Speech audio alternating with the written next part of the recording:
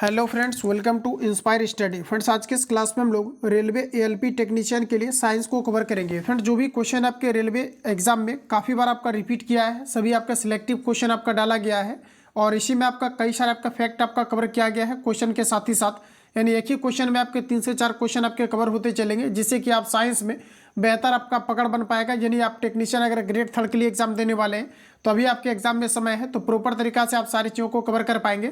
और एएलपी का एग्जाम आपके होने वाला है, तो उसके लिए आपको सिलेक्टिव क्वेश्चन दिया गया है जो एग्जाम के लिए काफ़ी ज़्यादा इंपॉर्टेंट है। तो एएलपी टेक्नीशियन और टेक्नीशियन आपका ग्रेड 1 और ग्रेड 3 के लिए काफ़ी ज़्यादा इंपॉर्टेंट है, तो आपको ध्यानपूर्वक सारे क्वेश्चन को प्रिपेयर करना है।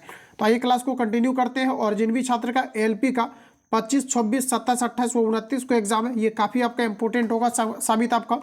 ये साइंस आपका जितने भी आपको दिया गया है, क्योंकि लेटेस्ट आपका एज ए नोट्स इसको प्रिपेयर किया गया है, जो एग्जाम के लिए काफ़ी ज़्यादा इंपॉर्टेंट है। तो आइए फ्रेंड्स, क्लास को कंटिन्यू करते हैं और चीज़ों को समझते हैं। तो फ्रेंड्स, आज का पहला क्वेश्चन हमारा 100 से आपका शुरू होगा, क्योंकि इसके पहले ऑलरेडी हमने क्वेश्चन नंबर 99 तक आपको पिछले क्लास में कवर करा दिया है। अगर आप नए छात्र हैं तो प्ले लिस्ट जाकर के आप लोग सारे क्लास को लगाएंगे। साथियों, आज का पहला क्वेश्चन हमारा कहा जा रहा है, जो है आपका मर्क्यूरेटिक पूछा है कि मर्क्यूरिएटिक अम्ल का वैज्ञानिक नाम क्या है, ये आपको पर बताना है।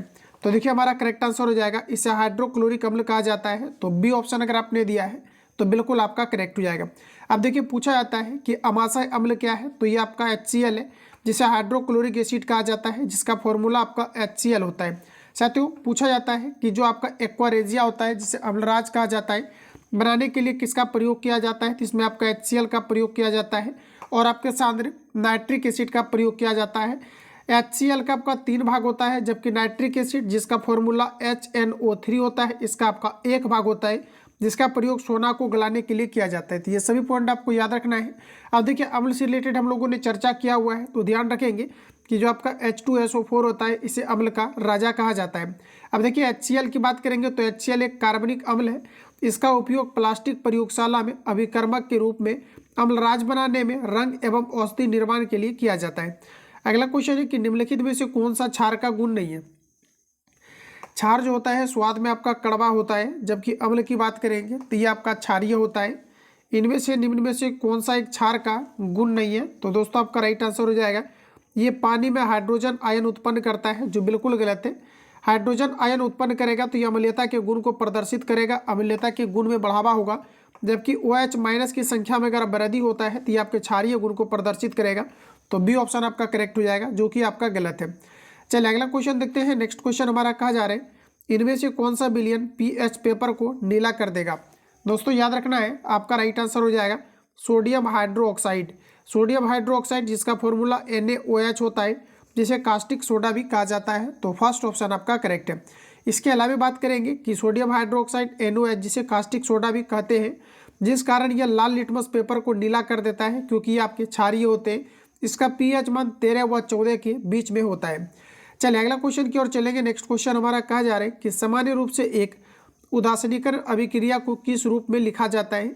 जब कोई अम्ल भस्म से अभिक्रिया करता है तो लवण और जल का निर्माण होता है, जिसे उदासीनीकरण अभिक्रिया कहा जाता है। तो आपका सही आंसर हो जाएगा कि अम्ल जब आपके क्षार के साथ अभिक्रिया करेगा, लवण और जल का निर्माण होगा, इसे फ्रेंड्स कहा जाता है उदासीनीकरण अभिक्रिया। बी ऑप्शन आपका करेक्ट है। जैसे कि HCl आपका एक अम्ल है और NaOH एक क्षार है, रिएक्शन करके NaCl और H2O बनाता है। NaCl एक प्रकार का लवण है, H2O आपका जल है, यदि आपको उदासीनीकरण अभिक्रिया हो जाएगा। अगला क्वेश्चन है, NaCl एक लवण है जो बनाता है, NaCl एक लवण है जो बनाता है तीव्र अम्ल और तीव्र क्षार से। तो आपका यहाँ पर राइट आंसर आपका सी करेक्ट है। चलिए अगला क्वेश्चन फ्रेंड्स कहा जा रहा है कि एक अम्ल और क्षार के बीच अभिक्रिया के परिणाम स्वरूप क्या उत्पन्न होता है। जब कोई अम्ल क्षार से अभिक्रिया करता है तो लवण और जल बनता है। तो डी ऑप्शन आपका यहाँ पर राइट है। आपको कुछ पॉइंट दिया गया है, जैसे कि आप यहाँ पर देख पाएंगे, ऑलरेडी इसको कवर कर चुके हैं, इसको यहाँ से हम लोग स्किप करेंगे। अगला क्वेश्चन है, अत्यधिक अम्लीय मिश्रण का pH मान डैश होता है। अत्यधिक अम्लीय मिश्रण का pH मान डैश होता है। देखिए, सोरेनसन नामक वैज्ञानिक ने एक pH पट्टी का खोज किया था, जिसमें कि 0 से लेकर के आपका 14 तक और बीच में आपका 7 होता है। 7 उदासीन होता है, 7 से अगर कम होगा तो H+ आयन की सांद्रता में वृद्धि होगा और ये अधिक अम्लीयता के गुण को प्रदर्शित करेगा। 7 से अधिक होगा तो H- की संख्या में वृद्धि करेगा और ये आपका क्षारीय होगा। तो पूछा है कि अत्यधिक अम्लीय मिश्रण का pH मान डैश होता है तो 7 से आपका कम होगा, तो आपका सही आंसर हो जाएगा 0, क्योंकि इधर आएगा तो 0 की ओर, तो सबसे अधिक आपके अम्लीय होगा। तो डी ऑप्शन फ्रेंड्स यहाँ पर आपका करेक्ट हो जाएगा। चलिए, जितना फैक्ट आपको मैंने कवर कराया है सारा कुछ आपका हो चुका है। निम्न में से कौन सा विकल्प उस लवण का उदाहरण है जिसके जलीय विलयन का मान pH से कम होता है? देखिए, पावर ऑफ हाइड्रोजन यानी 7 से आपका कम होंगे, तो 7 से कम देखिए आपका राइट आंसर हो जाएगा। ये आपका अमोनियम आपका क्लोराइड है जिसका pH मान 7 से कम होता है, तो डी ऑप्शन आपका दोस्तों करेक्ट हो जाएगा। अब देखिए यहाँ पर आपको याद रखना है अमोनियम क्लोराइड जिसका फॉर्मूला NH4Cl होता है। तो क्वेश्चन आता है ऊर्ध्वपातन का निम्न में से कौन सा उदाहरण है? ये आपके अमोनियम क्लोराइड है, क्योंकि ये बिना द्रव अवस्था में गए सीधे वाष्प के रूप में परिवर्तित हो जाता है। अगला क्वेश्चन देखेंगे कि इनमें से किस विलयन का pH मान सबसे कम है? आंसर लगाइए। आपका दोस्तों राइट आंसर हो जाएगा टमाटर का जलीय विलयन pH मान जो होता है ये आपका सबसे कम है। टमाटर में ऑक्जेलिक अम्ल पाए जाते हैं। टमाटर का लाल रंग लाइकोपीन के कारण से होता है। कुछ पॉइंट दिया गया है, जैसे लार भोजन से पहले 6.5 मान होता है, लार भोजन के बाद 5.8 इसका मान होता है, कॉफ़ी का pH मान 4.5 से 6 पॉइंट आपका 0 होता है, टमाटर का pH मान 4.4 होता है, नींबू का pH मान याद रखिएगा ये आपका 2 पॉइंट आपका 2 होता है। अगला क्वेश्चन है कि निम्नलिखित में से कौन सा अम्ल क्षार का सूचक नहीं है?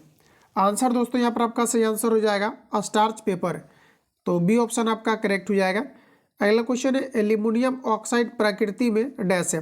एल्यूमिनियम ऑक्साइड उभयधर्मी है जिसे Al2O3 कहा जाता है। इसके अलावा आपका ZnO है, आपका PbO है, ये सभी आपके उभयधर्मी ऑक्साइड का उदाहरण है। तो फ्रेंड्स आपका राइट आंसर हो जाएगा उभयधर्मी, तो यहाँ पर देखिए सी ऑप्शन आपका करेक्ट है। चलिए अगला क्वेश्चन की ओर चलते हैं। अगला क्वेश्चन है निम्नलिखित में से कौन सा लवण अम्लीय है? बताइए आप सभी लोग राइट आंसर क्या है? अम्लीय देखिए आपका सही आंसर हो जाएगा अमोनियम फास्फेट, ये आपका दोस्तों अम्लीय है, तो आपका यहाँ पर राइट आंसर आपका सी करेक्ट है। अगला क्वेश्चन है मिथाइल ऑरेंज डैश होता है। मिथाइल ऑरेंज डैश होता है, तो ऑप्शन आपका डी करेक्ट हो जाएगा। अम्लीय माध्यम में लाल और क्षारीय माध्यम में पीला होता है, तो डी ऑप्शन आपका सही है। अगला क्वेश्चन है कि डैश उभयधर्मी प्रकृति का होता है। तो देखिए जब भी क्वेश्चन आपका पूछा जाएगा तो ये मात्र आपका 3 ही से कोई आपका पूछा जाएगा, या तो दोस्तों आपका नहीं पूछा जाएगा, ठीक है। देखिए आपका Al2O3 आपका होता है, ZnO होता है और आपका PbO दिया गया है। ये दोस्तों आपका जो है उभयधर्मी ऑक्साइड का उदाहरण होता है। तो यहाँ पर देखिए आपका राइट आंसर डी वाला आपका दोस्तों करेक्ट हो जाएगा। अगला क्वेश्चन है कि मेंडलीफ ने अपनी आवर्त सारणी में तत्वों को व्यवस्थित करने के लिए किस मौलिक गुण का प्रयोग किया था? मेंडलीफ ने आवर्त सारणी को परमाणु द्रव्यमान के बढ़ते क्रम के रूप में अरेंज किया था, तो बी ऑप्शन आपका यहाँ पर राइट हो जाएगा। चलिए अगला क्वेश्चन की ओर बढ़ते हैं। कहा जा रहा है कि आधुनिक आवर्त सारणी में तत्वों को डैश ऊर्ध्वाधर स्तंभों में विन्यासित किया गया था। दोस्तों यहाँ पर आपका सही आंसर हो जाएगा ऑप्शन आपका ए, ठीक है। देखिए आधुनिक आवर्त सारणी में तत्वों को 18 ऊर्ध्वाधर स्तंभों में विन्यासित किया गया था, तो पहला ऑप्शन आपका यहाँ पर करेक्ट हो जाएगा। चलिए नेक्स्ट क्वेश्चन हमारा कहा जा रहा है कि आधुनिक आवर्त सारणी में धातुओं को कहाँ पर रखा गया है? आधुनिक आवर्त सारणी में धातु को दोस्तों बाईं ओर रखा गया है, तो यहाँ पर आपका राइट आंसर आपका डी करेक्ट हो जाएगा। अगला क्वेश्चन कहा जा रहा है कि डैश चौथे आवर्त और दूसरे समूह में मौजूद तत्व है। चलिए बताइए आप सभी लोग राइट आंसर क्या है? चौथे आवर्त और दूसरे समूह के अंतर्गत आपका राइट आंसर हो जाएगा कैल्शियम। कैल्शियम का सिंबल Ca और इसका परमाणु क्रमांक आपके 20 होता है, तो यहाँ पर देखिए आपका डी ऑप्शन आपका करेक्ट हो जाएगा। इसका कॉन्फ़िगरेशन आपका 2-8 आपका दोस्तों 2-8-8 आपका यहाँ पर 2 हो जाएगा। तो देखिए दोस्तों यहाँ पर आपका 22वीं कक्षा में आपका 2 है, तो ये आपके दूसरे समूह में, और देखिए चौथे आवर्त में आपका चला जाएगा। टोटल इसमें वर्ग देखेंगे तो आपका 4 है, तो इस प्रकार से हमारा राइट आंसर आपका डी करेक्ट हो जाएगा। आप थोड़ा बहुत कॉन्सेप्ट को ध्यान में रखेंगे।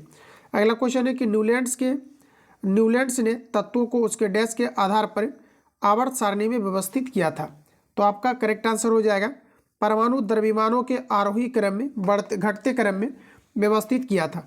न्यूलैंड्स ने तत्वों को परमाणु द्रव्यमान के आरोही क्रम के आधार पर इन्होंने व्यवस्थित किया था, तो सी ऑप्शन आपका राइट है। अगला क्वेश्चन की ओर चलेंगे। अगला क्वेश्चन है न्यूलैंड्स के अष्टक सिद्धांत में किन 2 तत्वों के गुण समान पाए गए थे? तो देखिए हमारा यहाँ पर सही आंसर हो जाएगा लिथियम और आपका सोडियम का समान गुण पाया गया था, तो पहला ऑप्शन आपका करेक्ट हो जाएगा। न्यूलैंड्स के अष्टक सिद्धांत में लिथियम और सोडियम तत्वों का गुण समान पाया गया था, तो फर्स्ट ऑप्शन आपका करेक्ट हो जाएगा। अगला क्वेश्चन है, उस जर्मन रसायन विज्ञान यानी रसायनज्ञ का नाम बताएं जिसने 1817 में तत्वों को त्रिक समूह में संबद्ध किया था। देखिए आपका डोर्बेन-नायर का आपका त्रिक नियम का क्वेश्चन आपका पूछा जा रहा है। यहाँ पर देखिए दोस्तों आपका सही आंसर हो जाएगा ऑप्शन आपका सी, ये आपका जोहान्स वुल्फगैंग आपके डोर्बेन-नायर हो जाएगा, तो सी ऑप्शन आपका यहाँ पर सही है। चलिए अगला क्वेश्चन देखते हैं। कहा जा रहा है कि उत्कृष्ट गैसों को न्यूलैंड्स के अष्टक के सिद्धांत में क्यों शामिल नहीं किया गया था। उत्कृष्ट गैस जो आपके नोबल गैस है, टोटल संख्या आपकी 6 है, जिसमें आपका helium, neon, argon, krypton, xenon, radon आते हैं और इसे आवर्त सारणी के 18वें समूह में रखा गया है, जिसे जीरो समूह भी कहा जाता है। तो पूछा है कि उत्कृष्ट गैसों को न्यूलैंड्स के अष्टक के सिद्धांत में क्यों शामिल नहीं किया गया था, तो इसका सही आंसर हो जाएगा ये तत्व उस समय ज्ञात नहीं थे, तो आपका पहला ऑप्शन आपका राइट है। चलिए नेक्स्ट क्वेश्चन हमारा कहा जा रहा है, इलेक्ट्रॉनिक विन्यास 288 वाला एक तत्व आधुनिक आवर्त सारणी समूह में डैश में रखा गया है। बताइए आप सभी लोग किस समूह में रखा गया है, तो आपका दोस्तों राइट आंसर हो जाएगा ये आपका 18वें समूह में रखा गया है। जितने भी आपका उत्कृष्ट गैस है ये आपके टोटल 6 है, जिसमें कि आपका helium, neon, argon, krypton, xenon, radon आते हैं और इसके बाह्यतम कक्षा में 8 इलेक्ट्रॉन्स आपके होते हैं। तो 8 इलेक्ट्रॉन्स यहाँ पर आपको दिया गया है, तो ये आपका 18वें समूह के अंतर्गत आएगा, तो सी ऑप्शन आपका यहाँ पर करेक्ट हो जाएगा। चलिए नेक्स्ट क्वेश्चन हमारा कहा जा रहा है कि इनमें से कौन सी नोबल गैस नहीं है। फ्रेंड देखिए इनमें से कौन सा आपका नोबल गैस नहीं है, तो आपका सही आंसर हो जाएगा हाइड्रोजन, डी ऑप्शन आपका यहाँ पर सही हो जाएगा। चलिए अगला क्वेश्चन है कि आधुनिक आवर्त सारणी में बाईं ओर उपस्थित एकलौती अधातु क्या है। बाईं ओर उपस्थित एकलौती अधातु क्या है, तो आपका सही आंसर हो जाएगा हाइड्रोजन। हाइड्रोजन के टोटल आपके 3 समस्थानिक होते हैं, ध्यान रखेंगे। चलिए अगला क्वेश्चन हमारा कहा जा रहा है कि समूह एक तत्व को कहा जाता है, समूह एक तत्व को क्या कहा जाता है। तो ये देखिए जितने भी आपका है ये फ्रेंड्स आपका धातु है, और जितनी भी धातु है इसे क्षारीय धातु कहा जाता है, ठीक है। तो समूह एक के तत्व को कहा जाता है तो क्षारीय धातु कहा जाता है। ऑप्शन के अकॉर्डिंग हमारा राइट आंसर ऑप्शन, देखिए ये आपका गलत हो जाएगा, ऑप्शन आपका पर भी करेक्ट हो जाएगा, क्षारीय धातु, ठीक है। चलिए अगला क्वेश्चन हमारा दिया गया है कि परमाणु की त्रिज्या का प्रयोग किसे मापने के लिए किया जाता है। परमाणु की त्रिज्या का प्रयोग किसे मापने के लिए किया जाता है, तो आपका सही आंसर हो जाएगा ये परमाणविक आकार को मापने के लिए, तो सी ऑप्शन आपका सही है। अगला क्वेश्चन है, नीचे दिए गए कथनों पर विचार कीजिए और सही उत्तर का चयन करें। पहला स्टेटमेंट है, आवर्त सारणी में बाईं से दाईं जाने पर परमाणु त्रिज्या में वृद्धि होती है, तो ये देखिए आपका बिल्कुल आपका गलत है, परमाणु त्रिज्या में वृद्धि नहीं होता है, तो ये आपका गलत हो जाएगा। नेक्स्ट हमारा कहा जा रहा है, आवर्त सारणी में बाईं से दाईं और जाने पर नाभिकीय आवेश में वृद्धि होता है, तो देखिए 2 नंबर वाला आपका बिल्कुल आपका करेक्ट दिया गया, तो केवल हमारा 2 सही होगा, और इस प्रकार से हमारा डी ऑप्शन आपका करेक्ट है, ठीक है। इसको आप लोग एक बार रिपीट कर लेंगे। चलिए अगला क्वेश्चन है, डैश आवर्त सारणी का सर्वाधिक विद्युत ऋणात्मक तत्व। विद्युत ऋणात्मक इनमें से कौन सा आपको दिया गया है, तो सबसे अधिक इलेक्ट्रोनिगेटिविटी जो होता है ये आपका फ्लोरीन का होता है, तो यहाँ पर देखिए आपका करेक्ट आंसर ऑप्शन आपका डी करेक्ट हो जाएगा, फ्लोरीन। अगला क्वेश्चन है, वर्तमान में ज्ञात तत्वों की कुल संख्या कितनी है। आंसर बताइए आप सभी लोग, राइट आंसर क्या है। वर्तमान में ज्ञात तत्वों की संख्या टोटल आपका 118 है, तो बी ऑप्शन आपका यहाँ पर राइट हो जाएगा, ध्यान रखेंगे। चलिए अगला क्वेश्चन देखिए हमारा कहा जा रहा है कि निम्न में से क्या संक्रमण तत्वों की एक विशेषता नहीं है। इनमें से कौन सा एक संक्रमण तत्व की विशेषता नहीं है, तो ये देखिए आपका सही आंसर हो जाएगा, ये सभी वायु है, ये आपका बिल्कुल आपका गलत है, तो बी ऑप्शन आपका यहाँ पर बिल्कुल राइट है। अगला है कि आधुनिक आवर्त सारणी की तीसरी अवधि और 8वें समूह में रखी गई नोबल गैस का नाम क्या है।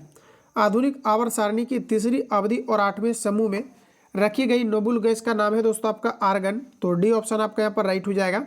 चलिए अगला क्वेश्चन हमारा कहा जा रहा है कि किस तत्व का परमाणु क्रमांक 3 है।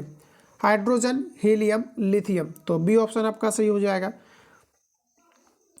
चलिए अगला है कि आधुनिक आवर्त सारणी पर मौजूद पहला तत्व क्या है। आधुनिक आवर्त सारणी पर मौजूद पहला तत्व आपका राइट आंसर हो जाएगा हाइड्रोजन, तो बी ऑप्शन आपका यहाँ पर बिल्कुल आपका राइट हो जाएगा। अगला क्वेश्चन है कि मूल तत्व की आवर्त सारणी बनाने वाले पहले वैज्ञानिक कौन थे।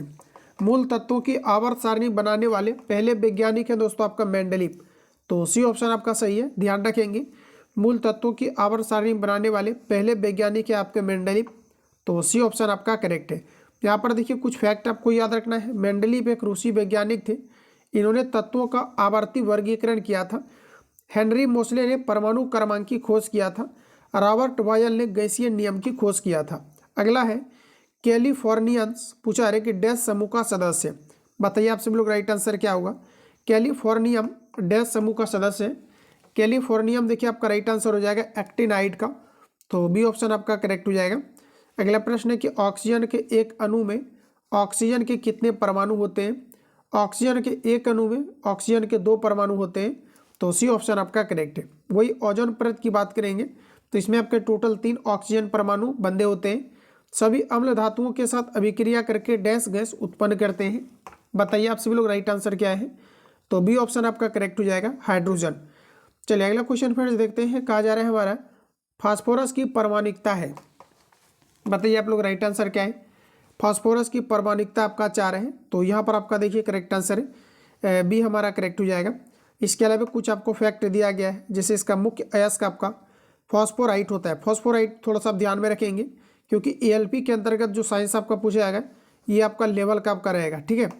चलिए अगला क्वेश्चन हमारा कहा जा रहा है ब्लीचिंग पाउडर को इनमें से किस प्रकार निरूपित किया जाता है।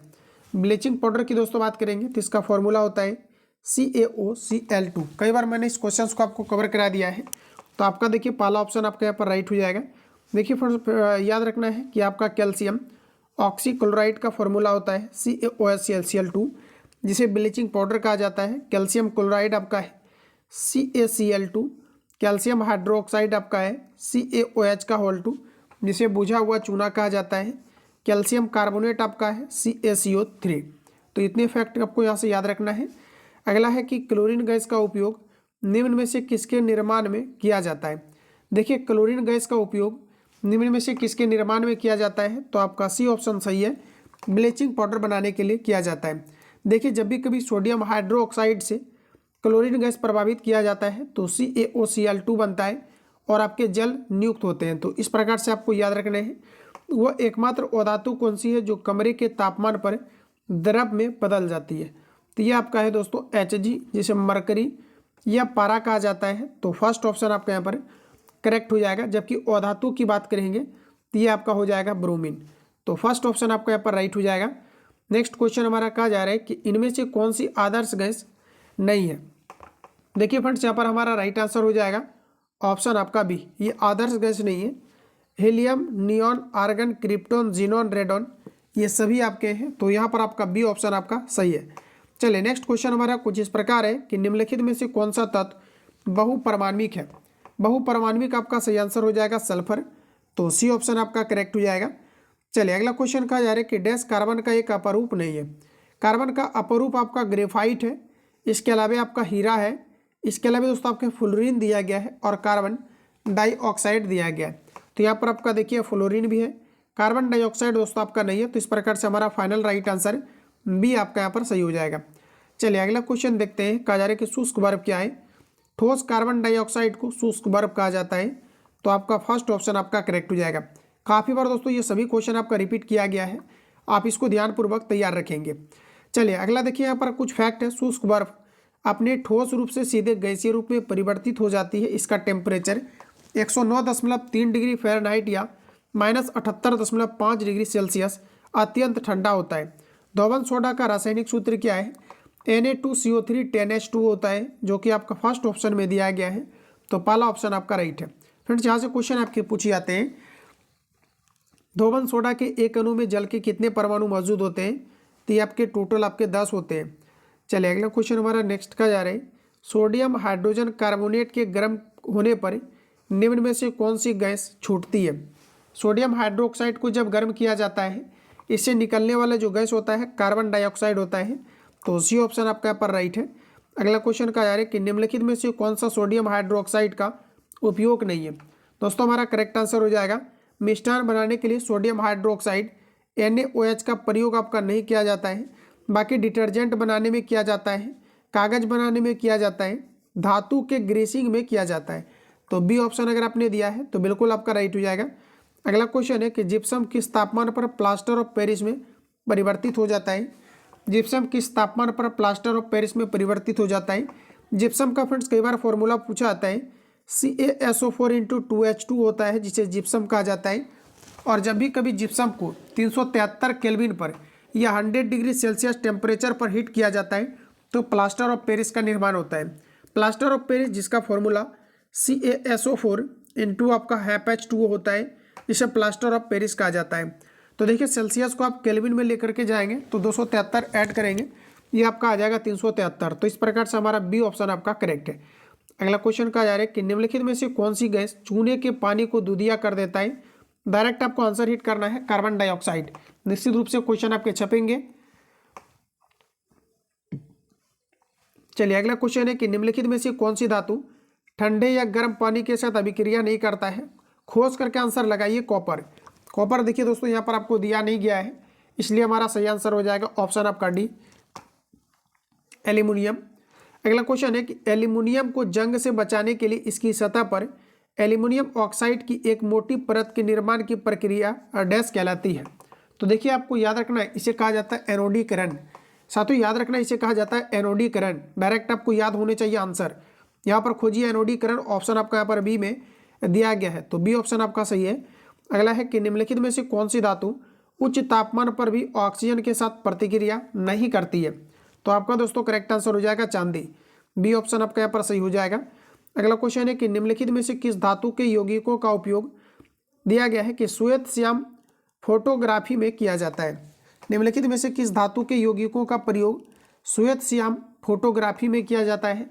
फोटोग्राफी में किया जाता है दोस्तों आपका Ag का, या तो फिर आपको ऑप्शन दिया रहता है Ag आपका Br, जिसे सिल्वर ब्रोमाइड कहा जाता है। तो बी ऑप्शन आपके यहाँ पर राइट हो जाएगा। चलिए अगला क्वेश्चन हमारा कहा जा रहा है कि निम्नलिखित में से किसे औरम कहा जाता है। कांसा, सोना, चांदी, तांबा। औरम किसे कहा जाता है। औरम दोस्तों आपके कहा जाता है सोना को। तो बी ऑप्शन आपका करेक्ट हो जाएगा। 1 ग्राम सोना से दोस्तों लगभग 2 किलोमीटर तक वायर खींचा जा सकता है। शुद्ध सोना आपका 24 कैरेट का होता है। तो बी ऑप्शन आपका यहाँ पर सही हो जाएगा। चलिए अगला क्वेश्चन देखते हैं। अगला क्वेश्चन कहा जा रहा है कि सोना निम्न में से किसमें घुल जाता है। अभी मैंने आपको जस्ट कवर कराया है HCl और HNO3 का आपका एक मिश्रण होता है, जिसमें कि HCl 3 भाग और नाइट्रिक एसिड आपका 1 भाग होता है। इसे कहा जाता है एक्वारेजिया। तो आपका देखिए सही आंसर ऑप्शन आपका सी करेक्ट हो जाएगा, जिसमें आपके सोना घुल जाते हैं। अगला क्वेश्चन है Ag+Cl- के संयुक्त होने पर बनने वाला यौगिक क्या है। AgCl यानी कि आपका सिल्वर क्लोराइड हो जाएगा। तो देखिए आपका सही आंसर क्या होगा, बताइए राइट आंसर क्या है। तो साथियों यहाँ पर आपका सिल्वर क्लोराइड होगा। आंसर बताइए आप सभी लोग। सिल्वर क्लोराइड ऑप्शन आपको सी में दिया गया है, तो ऑप्शन आपका यहाँ पर सी जो है आपका बिल्कुल करेक्ट हो जाएगा।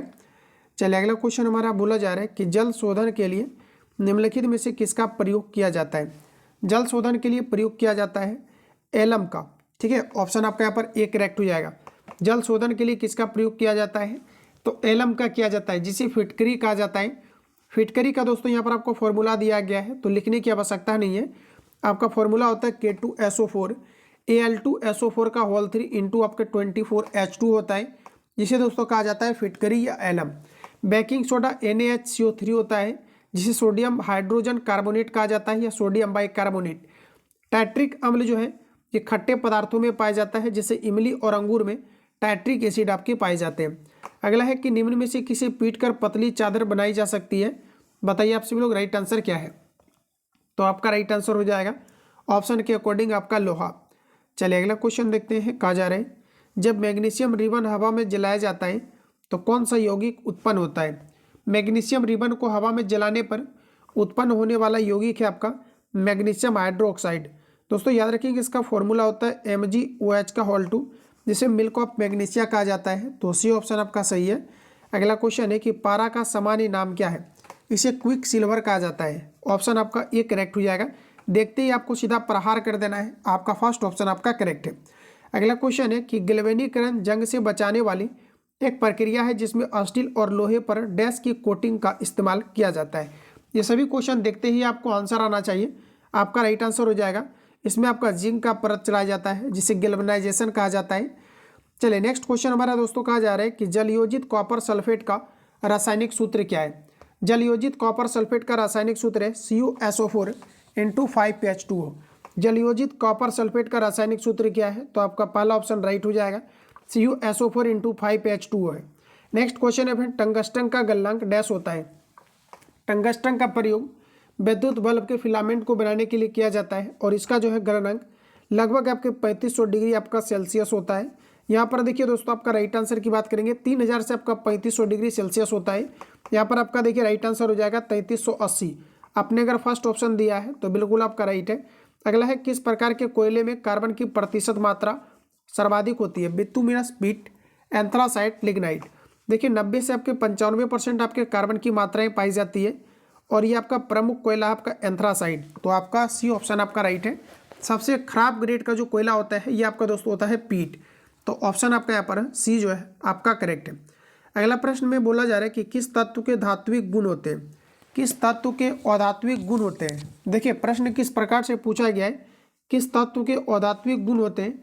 तो इसमें आप डायरेक्ट आंसर लगाने का गलती ना करें। आइए हम लोग इसको यहाँ पर देखते हैं। प्रश्न के अकॉर्डिंग दोस्तों हमारा सही आंसर हो जाएगा क्लोरीन। बी ऑप्शन यहाँ पर आपका करेक्ट है। अगला क्वेश्चन का यार है कि लेड का रासायनिक प्रतीक क्या है? लेड का रासायनिक प्रतीक आपका पीबी होता है। तो कन्फ्यूजन आपको बिल्कुल नहीं होने चाहिए, ऑप्शन आपका ए करेक्ट हो जाएगा। कुछ महत्वपूर्ण पॉइंट है, जैसे लेड सीसा जिसे कहा जाता है ये आपका होता है पीबी। एमएन दोस्तों आपका मैग्नीज है, एफई आपका आयरन है, जेडएन आपका जिंक यानी आपके जास्ता है। अगला प्रश्न में बोला जा रहा है कि निम्नलिखित में से कौन सी अक्रिय गैस को आवर्त 5 में रखा गया है?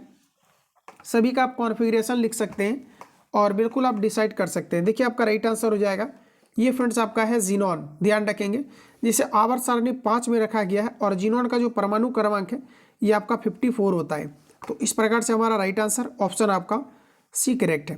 अगला प्रश्न है कि निम्न में से कौन सी धातु ठंडे पानी के साथ शीघ्रता से अभिक्रिया करती है?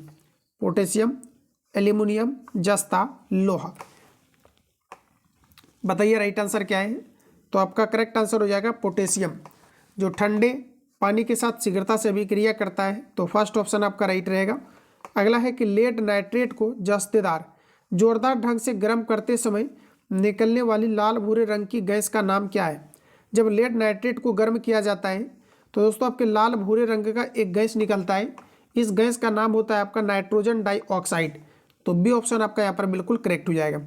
चलिए अगला क्वेश्चन की ओर चलते हैं। अगला क्वेश्चन है किस गैस को हंसने वाली गैस के रूप में जाना जाता है? ये फ्रेंड्स आपका है नाइट्रस ऑक्साइड। तो सी ऑप्शन आपका करेक्ट हो जाएगा, जिसका फॉर्मूला N2O होता है। चलिए अगला क्वेश्चन में हमारा बोला जा रहा है कि सीसा और टीन की मिश्र धातु को डैश कहा जाता है। देखिए सीसा और टीन यानी Pb और Sn जो होता है इसे कहा जाता है सोल्डर। इसे फ्रेंड्स कहा जाता है सोल्डर। तो डी ऑप्शन आपका करेक्ट हो जाएगा, जिसमें कि सीसा और टीन को मिला करके सोल्डर बनाया जाता है। तो डी ऑप्शन आपका करेक्ट हो जाएगा। चलिए इसमें दोस्तों याद रखना है कि जो आपका सीसा होता है 68% और टीन आपका 32% आपके होते हैं। अगला प्रश्न है कि पीतल इनमें से किसका मिश्र धातु है? पीतल में आपका टीन और आपका जिंक पाया जाता है, यानी पीतल के बारे में पूछा रहे। इसमें कॉपर और आपके जिंक पाए जाते हैं। ध्यान रखिएगा, कॉपर और जिंक पाए जाते हैं। तो यहाँ पर आपका देखिए कॉपर और जिंक यहाँ पर आपको दिया गया है। तो सी ऑप्शन आपका करेक्ट हो जाएगा, जिसमें जिंक का आपका जो है आपका 70% आपका हिस्सा होता है और वही कॉपर की बात करेंगे तांबा का, तो इसमें आपका 30% आपके भाग पाए जाते हैं। तो इस प्रकार से हमारा सी ऑप्शन आपका करेक्ट हो जाएगा। अगला फ्रेंड्स कहा जा रहा है कि ईंधन के कैलोरी मान की इकाई क्या है? दोस्तों जो भी छात्र अभी तक हमारे पेड बैच के साथ नहीं आए हैं, इस नंबर पे कॉल या SMS करके आप इंक्वायरी ले सकते हैं। सारा कुछ आपको बता दिया जाएगा और जितना भी आपको मटेरियल्स कवर कराए जा रहे हैं इसका कंप्लीटली आपको आंसर हिट करके आपको PDF दिया जाता है, ताकि आप प्रॉपर तरीका से रिवीजन कर पाएँ। बाकी जितनी भी आपके पटना के अंतर्गत ओवरऑल संस्थान में आपका टेस्ट चलता है, ये ऑफलाइन ऑनलाइन का जितने भी आपका सिलेक्टिव क्वेश्चन का नोट्स अभी लेटेस्ट आपका टारगेट प्रिपेयर हुआ है, ये सारा कुछ दिया जा रहा है, जिसका फी मात्र आपको 99 आपको लिया जा रहा है। और इसी के अंतर्गत फिर ग्रुप डी NTPSC वगैरह आपका टोटल चलेंगे। और इसके अंतर्गत जितने भी आपका लेटेस्ट आपका बुक है या फिर आपका टेस्ट सीरीज है, ये कंप्लीटली A to Z यानी रेलवे का आपका उसमें आपको चलाए जाते हैं। 1 टाइम पेमेंट करना रहता है 99। अगर आपको कोई स्पेशल अगर आपको बुक चाहिए होता है तो कॉल या SMS करेंगे तो आपको फ्री ऑफ कॉस्ट मिलता है। 1 टाइम आपको सदस्यता लेना पड़ता है, उसमें आपको ज्वाइन करना पड़ता है, जिसमें कि ओवरऑल आपको टेस्ट मिल जाते हैं, कंप्लीटली संस्थान का आपको नोट्स मिल जाते हैं। ऑफलाइन ऑनलाइन पटना NIT घाट पर जितने भी आपका टेस्ट चलते हैं ये कंप्लीटली आपको दिया जाता है। इसके अलावा जितने भी आपके क्लास नोट्स होते हैं, जितने भी अभी आप कवर कर रहे हैं, ये सारा कुछ आपको वहाँ पर रिवीजन के लिए आपको मिल जाता है, जिसमें आप बेहतरीन तरीका से इंप्रूवमेंट कर सकते हैं। और इसमें पॉइंट वाइज करके सारा कुछ आपको दिया गया है। न्यूमेरिकल आपको अलग से सॉल्यूशन आपको डाल दिया जाता है हर एक बार आपका, ताकि आप इसको बेहतर तरीका से इंप्रूवमेंट कर सकते हैं। आस एजुकेशन सेंटर यानी SKJ की तरफ से जो अभी लेटेस्ट आपका नोट्स प्रिपेयर हुआ है, इसको कंप्लीटली आपको चीज़ें आपको डाल दिया गया। तो आप सभी लोग वहाँ से भी बेहतर इंप्रूवमेंट कर सकते हैं। तो नंबर को नोट डाउन करेंगे 7050513705 पे कॉल या SMS करके आप इंक्वायरी ले सकते हैं। ईंधन के कैलोरी मान की इकाई क्या है? ईंधन के कैलोरी मान की इकाई होता है दोस्तों आपका kg/kg, ध्यान रखेंगे किलो जूल पर kg। तो बी ऑप्शन आपका यहाँ पर राइट हो जाएगा। चलिए अगला क्वेश्चन कहा जा रहा है कि निम्नलिखित में से किसे मार्स गैस कहा जाता है? मार्स गैस की दोस्तों बात करिएगा तो ये आपका फॉर्मूला होता है CH4, जिसे मीथेन कहा जाता है। तो ऑप्शन आपका यहाँ पर सी आपका करेक्ट हो जाएगा। अगला क्वेश्चन पर चलेंगे। नेक्स्ट क्वेश्चन हमारा, निम्नलिखित में से किस प्रकार के कोयले में कार्बन की मात्रा सर्वाधिक होती है? अभी कुछ देर आपने पहले कवर किया हुआ है, आपका राइट आंसर हो जाएगा एंथ्रासाइट। तो डी ऑप्शन आपका यहाँ पर सही है। अगला प्रश्न कहा जा रहा है कि निम्नलिखित में से किस जीवाश्म ईंधन में ब्यूटेन इसका मुख्य घटक होता है? बताइए आप लोग राइट आंसर क्या है? कौन सा आपका जीवाश्म ईंधन है जिसमें ब्यूटेन की मात्राएं प्रमुख घटक है? तो दोस्तों आपका राइट आंसर हो जाएगा LPG, जिसे लिक्विड पेट्रोलियम गैस कहा जाता है। LPG में एथिल मरकैप्टन को मिलाया जाता है, क्योंकि इसमें गंध नहीं पाए जाते हैं, इसे गंधयुक्त बनाने के लिए एथिल मरकैप्टन मिलाया जाता है। क्वेश्चन यहाँ से आपके पूछे जाते हैं। अगला प्रश्न का, रसोई के रिसाव का आसानी से पता लगाया जा सकता है डैश हवा में प्रसार करके। अभी देखिए जस्ट मैंने आपको कवर कराया है। इसका सही आंसर हो जाएगा आपका इथाइल मरकैप्टन। ऑप्शन आपका सी करेक्ट है। इथाइल मरकैप्टन का फ्रेंड्स आपका सूत्र होता है C2H5SH होता है। तो ध्यान रखना है, आपका करेक्ट आंसर हो गया है। अगला प्रश्न कहा जा रहा है CNG का मुख्य घटक क्या है? CNG का फुल फॉर्म होता है कॉम्प्रेस्ड नेचुरल गैस। CNG का मुख्य घटक होता है मीथेन। तो आपका राइट आंसर हो जाएगा मीथेन। फर्स्ट ऑप्शन आपका करेक्ट हो जाएगा। अगला प्रश्न है कि बायोगैस एक उत्कृष्ट ईंधन है क्योंकि इसमें 75% डैश मौजूद होता है। बायोगैस में दोस्तों आप देखेंगे तो आपका सबसे मुख्य इसका घटक होता है मीथेन। तो फर्स्ट ऑप्शन आपका करेक्ट हो जाएगा।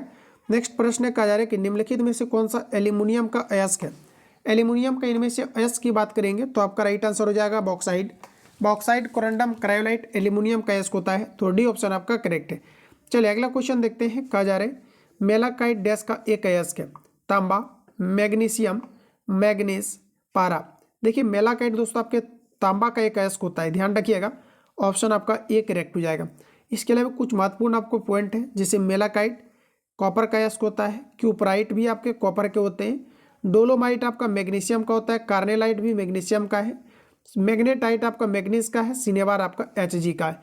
तो ये सभी पॉइंट आपको याद रखने हैं। अगला क्वेश्चन है कि निम्न में से कौन सा लेड का अयस्क है? चलिए आंसर बताइए आप सभी लोग, इनमें से कौन सा आपका सीसा का अयस्क दिया गया है? तो आपका दोस्तों करेक्ट आंसर हो जाएगा गैलेना। यहाँ पर आप क्वेश्चन को बना लेंगे, लेकिन एग्जाम हॉल में काफ़ी ज़्यादा कन्फ्यूजन होता है, तो आप सभी लोग इसको प्रॉपर तरीका से रिपीट करेंगे। तो लेड का जो अयस्क होता है ये आपका गैलेना है। तो सी ऑप्शन आपका दोस्तों करेक्ट है। देखिए आपका लेड का जो अयस्क होता है गैलेना और आपका सिरुसाइट होता है। मैग्नीज का आपका पायरोसिल्यूसाइट आपका होता है। आयरन का आपका लिमोसाइट होता है। एल्यूमिनियम का बॉक्साइट होता है। बॉक्साइट, कोरंडम, क्रायोलाइट ये सभी आपके एल्यूमिनियम के अयस्क होते हैं। ऑक्सीजन की उपस्थिति में अयस्कों को गर्म करने की क्रिया डैश कहा जाता है? ऑक्सीजन की उपस्थिति में गर्म करने की प्रक्रिया ये आपका भंजन कहलाता है। देखिए दोस्तों यहाँ पर ऐसा भंजन दिया गया है, तो सी ऑप्शन आपका करेक्ट है। ऑक्सीजन की अनुपस्थिति में गर्म करना ये आपका निस्तापन कहलाता है। तो सी ऑप्शन आपका यहाँ पर करेक्ट हो जाएगा। अगला क्वेश्चन है, इनमें से कौन सा धात्विक खनिज नहीं है? कोयला, बॉक्साइड, टीन, निकेल। लगाइए आंसर आप सभी लोग, राइट आंसर क्या है? तो आपका देखिए करेक्ट आंसर ये हो जाएगा कोयला। ये धात्विक खनिज नहीं है। बॉक्साइड, निकेल और टीन ये सभी आपके धात्विक है। तो फर्स्ट ऑप्शन आपका सही है। अगला प्रश्न है कि गैलेना किसका अयस्क है? अभी रिसेंटली हम लोगों ने कवर किया हुआ है कि जो आपके फ्रेंड्स गैलेना है ये आपका सीसा का अयस्क है। तो फर्स्ट ऑप्शन आपका करेक्ट है। आइए कुछ महत्वपूर्ण पॉइंट को देखते हैं। सीसा का अयस्क आपका गैलेना है। लोहा का अयस्क बॉक्साइट हेमेटाइट, मैग्नेटाइट, लिमोनाइट, सेडेराइट होता है। अगला एल्यूमिनियम का बॉक्साइट, कोरंडम, क्रायोलाइट होता है। कॉपर का आपका एजुराइट और कैल्सो आपका कैल्कोसाइट होता है। अगला क्वेश्चन हमारा कहा जा रहा है कि सल्फाइड के अयस्कों को अतिरिक्त वायु की उपस्थिति में अत्यधिक गर्म करके ऑक्साइड में परिवर्तित किया जाता है। यह प्रक्रिया कहलाता है, इसे कहा जाता है भर्जन। डी ऑप्शन आपका राइट है। अगला प्रश्न में कहा जा रहा है कि इनमें से कौन सा एक ताम्र अयस्क है? दोस्तों ताम्र अयस्क की बात करेंगे अगर आप लोग तो ऑप्शन के अकॉर्डिंग हमारा सही आंसर हो जाएगा मेलाकाइट। देखिए मेलाकाइट जो होता है ये कॉपर का अयस्क है, इसलिए इसे ताम्र अयस्क भी कहा जाता है। तो यहाँ पर आपका सही आंसर ऑप्शन आपका सी सही है। इसके अलावा देखिए कुछ महत्वपूर्ण आपको पॉइंट दिया गया है, जैसे आपको देखिए ताम्र तांबा दिया गया है, ये आपका मेलाकाइट होता है। फॉर्मूला आप यहाँ पर याद रखिएगा। लोहा दिया गया है तो मैग्नेटाइट, हेमेटाइट, सिडेराइट दिया गया है। सोना की दोस्तों बात करेंगे तो आपका केल्वेराइट होता है। सोना का एस क्या है, तो ये आपका है केल्वेराइट। और क्रोमियम ये सभी नहीं पूछा जाता है, सोना वाला यहाँ पर आपको याद रखना है, और आपको तांबा का याद रखना है, और आपको लोहा का याद रखना है। ठीक है, चलिए अगला क्वेश्चन देखते हैं। नेक्स्ट क्वेश्चन है, फैन प्लवन विधि में अयस्क के चूर्ण को डैश मिश्रण से भरी एक टंक में रखा जाता है।